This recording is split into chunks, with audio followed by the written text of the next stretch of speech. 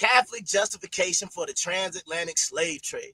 All right, so now we got to get into this because this is one of the major contributing factors to the slave trade would be missionary work, conversion, things like that. So the first thing would be the Great Commission. That is Matthew 28, verses 19 through 20. And that's where after Jesus' ascension, he comes down and he says, go ye therefore and teach all nations. That is Matthew 28, 19 and 20.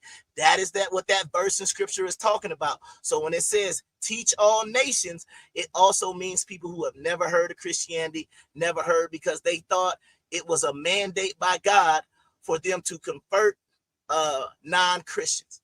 Second, obedience to authority, which can be found in Romans 13, 1 through 7. Okay, and that's basically saying where you're supposed to be obedient to authority. This is another one of those God-given rights that the Catholic Church felt that they had over other people, right? But they could issue one of those papal bulls to basically kind of add on to what the Bible was already trying to influence. Christian dominion from Genesis 1:28. This is where man was given dominion over the earth. They felt like in the Catholic Church that dominion was also issued to the European. So that is another reason or another justification that was done through the Catholic Church of why slave trade, because they felt like they had dominion over the whole planet.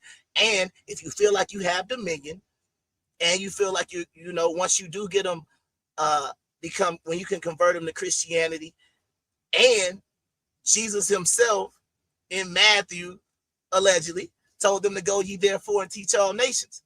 Those are like three things lining up for why they decided to do the transatlantic slave trade. Next, you have the concept of what is called a just war, meaning that if you are going into battle against non-Christians, Muslims, anybody who is not a Christian, that is what a just war. So these are just the way the Catholic Church justified enslaving other nations. They justified all of the crusades. They justified anything against anybody who could be considered a heathen. And last but not least, the concept of what a heathen is to begin with.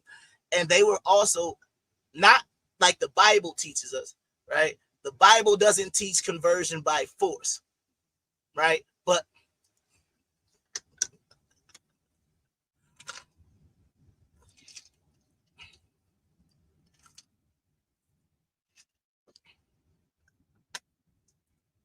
whenever you're ready to take them cheeks off, thank you, my brother.